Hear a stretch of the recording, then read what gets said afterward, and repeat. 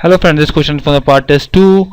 Subject name is analog circuit, topic name is operational amplifier and its application. Question says that in the figure below we have a circuit of an filter, and question says that what kind of filter it is. Options are low pass, high pass, band pass, all pass filter.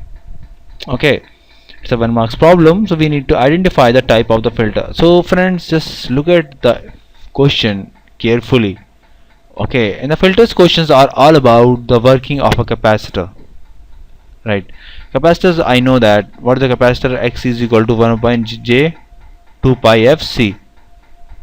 So if my capacitor c will generally be constant, because value of capacitor will be fixed, but frequency is variable.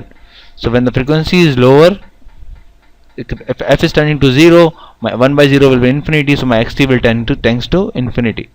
And when my f will be very high, tends to infinity, my xc will tends to 0. So that's the behavior, that's how capacitor behaves, and that's how we can, and on the basis of this behavior of the capacitor, we can tell the working of any filter.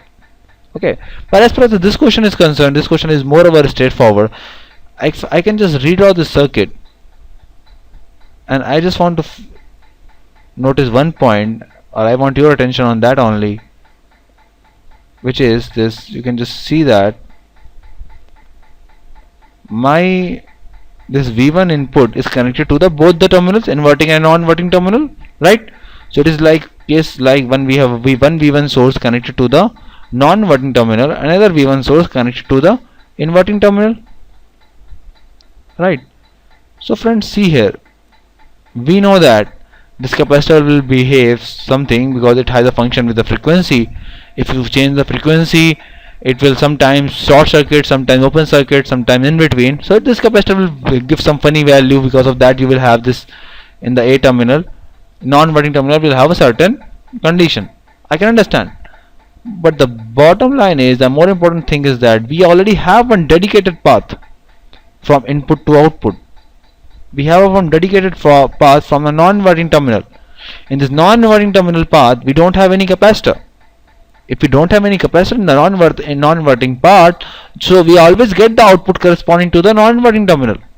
So okay, it will possible that sometime you will get the portion of the so you will always get the component of the inverting terminal. Sorry, this is the inverting terminal. Inverting terminal has a dedicated path from input to output, so you will always get the output corresponding to the V inverting. You will get the V output will get the two component, one V inverting, one V non-inverting.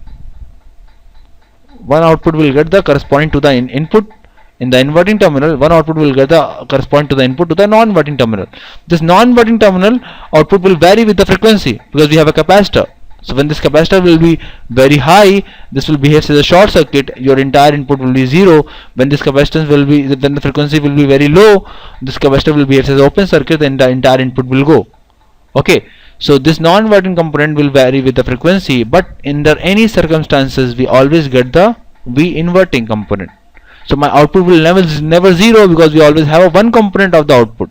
Okay, so the phase might be vary, but this circuit will not work like a filter, because what filter do, filter will pass certain frequency and block certain frequency, but this filter is not blocking any frequency. We are getting output corresponding to the each and every frequency. That's why it is a all pass filter.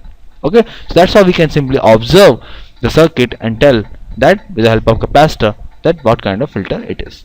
Okay, it's a very important topic, active filters in the op amp. Thank you.